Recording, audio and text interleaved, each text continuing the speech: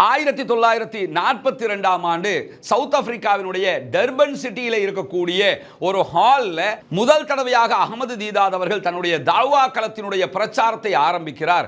அந்த பிரச்சாரத்திற்கு அவருடைய பேச்சை கேட்பதற்காக கலந்து கொண்டவர்கள் வெறுமனே 15 நபர்கள் என்று சொல்லப்படுகிறது. அந்த மாதிரி ஒரு குறைவான கூட்டத்திற்கு தான் முதல் உரையை அவர் ஆற்றியிருந்தார். அப்பொழுதும் கூட அவர் என்னுடைய பேச்சை கேட்க இத்தனை பேர் தானே வந்தார்கள் என்று பின்னிட்காமல் இதற்கு மேலும் வருவார்கள் என்கிற நம்பிக்கையோடு இறைவனுடைய வார்த்தைகளை இந்த மக்களுக்கு கொண்டு போய் சேர்க்க வேண்டும் என்கிற வேட்கையோடு அவர் தன்னுடைய பிரச்சாரத்தை ஆரம்பித்தார். 15 பேரை கொண்டு ஆரம்பிக்கப்பட்ட பிரச்சாரம் ஒரு சில மாதங்களுக்குள்ளாக சவுத் ஆப்பிரிக்காவினுடைய பல நகரங்களுக்கும் வியாபிக்கிறது. ஒவ்வொரு நகரத்திலும் நடக்கக்கூடிய உரைகளை கேட்பதற்காக, அகமது தீதாதினுடைய பேச்சை கேட்பதற்காக ஆயிரக்கணக்கான மக்கள் திரள ஆரம்பிக்கிறார்கள். குறிப்பாக சவுத் ஆப்பிரிக்காவை பொறுத்தவரை நமக்கு தெரியும், சவுத் ஆப்பிரிக்கா 2 முத்துக்களை பெற்றுக் கொண்டிருந்தது. ஒன்று, அவர்களுக்கான சுதந்திர போராட்டத்தை முன்னெடுத்த நெல்சன் மண்டேலாவை பெற்றுக்கொண்ட ஒரு பிரதேசமாக இருக்கிறது.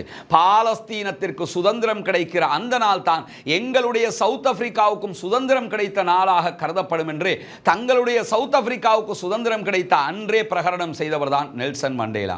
நெல்சன் மண்டேலா எப்படி சுதந்திரத்திற்காக பாடுபட்டாரோ அதே போன்று இஸ்லாமிய மக்களுக்காக, இஸ்லாமியர்கள் மீதான விமர்சனங்களை களைவதற்காக பாடுபட்ட அடுத்த முத்தாக கருதப்படுகிறவர் தான் ஷேக் அகமது தீதாத் அவர்கள். அவருடைய பிரச்சாரங்கள் இப்படி நகர்ந்து கொண்டிருக்கும் போது 1956களுக்கு பிறகு அவர் ஒரு இயக்கத்தை ஆரம்பிக்கிறார். இஸ்லாமிக் ப்ரொபகரேஷன் சென்டர் இன்டர்நேஷனல் என்ற பெயரில் அவர் ஆரம்பித்த இயக்கம் இன்று வரைக்கும் சவுத் ஆப்பிரிக்காவில் மிகச் சிறப்பாக இயங்கி வரக்கூடிய ஒரு அமைப்பாக இருக்கிறது.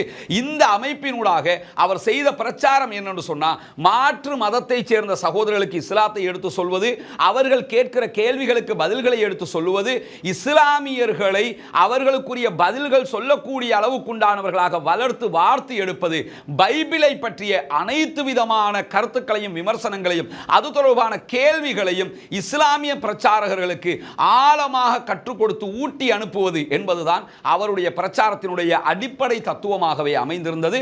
அதைத்தான் இன்று வரைக்கும் அவர் உருவாக்கிய இஸ்லாமிக் ப்ரொபகரேஷன் சென்டர் இன்டர்நேஷனல் என்கிற அமைப்பு செய்தும் வருகிறது.